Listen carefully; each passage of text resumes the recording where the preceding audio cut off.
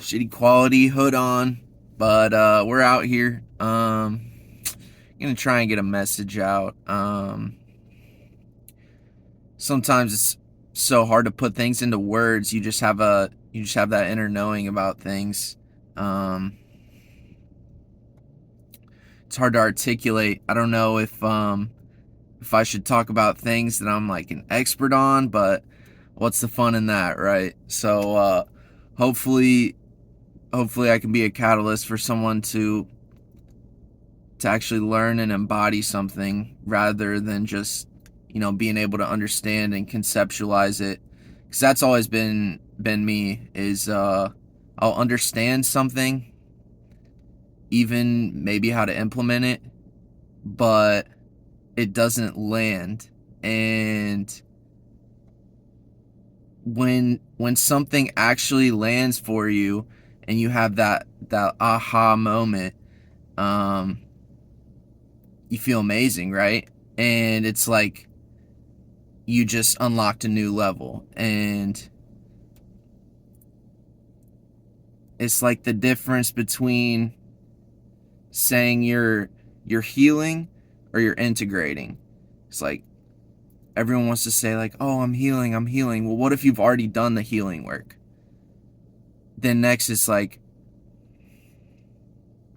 okay, well, you're integrating these things. You haven't fully embodied, you aren't in that reality you want yet. So you're still feeling the old versions of yourself. They're kind of combating each other. So how do you hold both of those? I guess trust, right? But like we have a trust. If you've been doing the work, if you have some sort of spirituality or things that you lean on for growth to better yourself, then you have faith that everything's going to play out how it's supposed to. Maybe it's just part of me or you that's still holding on to some sort of control, right? Um, that we want it to play out a certain way rather than fully surrendering to the universe and just allowing things to happen, things that we wouldn't even think were a possibility. Trying to open up more, feeling into your body, not just conceptualizing these things, right, but letting it go down into your heart. How do you feel about it? um and then rooting it in, right? um I don't know where I'm going with this, but something I something that I turned from a conceptualization recently into more of a perspective shift. um I feel like when you write things down, you ground it in more, and so next time you hear something or see something, you're not just understanding it, but you're seeing it through that lens, right? And one of those things was some Jungian psychology for you. I'm sure you probably heard about his work on bringing fragments of your psyche back to yourself, right? And this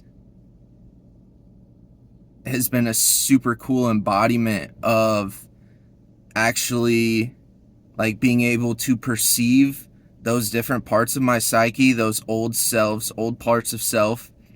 um where was where was I naive in relationships? Where did I not have boundaries? Where was I giving away my power? And it's interesting, I just had this experience. um for example, uh I was asking questions at this class of mine, um taking my PA exam next week, and this guy was like, dude, enough with the questions. And in the moment, I didn't like think anything about it, but I was like, dude, if you just listen, maybe you'll actually learn something. And I continued to ask the question. I didn't think about it. And then later, I was like, holy shit, like, a past version of me would not have set that boundaries. And, um, shout out to, Sabrina Lynn, but, she does videos on, she does like themes of the week based on, you know, alignments and archetypes and energies of like the planets and shit, whatever. Super cool, actually.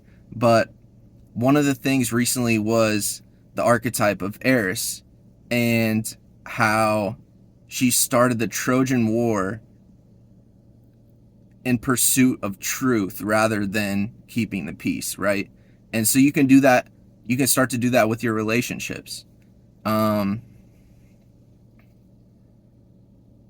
it can be a challenge, right? Because you want to seek out the peace. You want everything to be comfortable and kumbaya and shit. But truth is more powerful. At the end of the day, we want to be we want to live truthfully, authentically, and in tune with the universe, everything. Um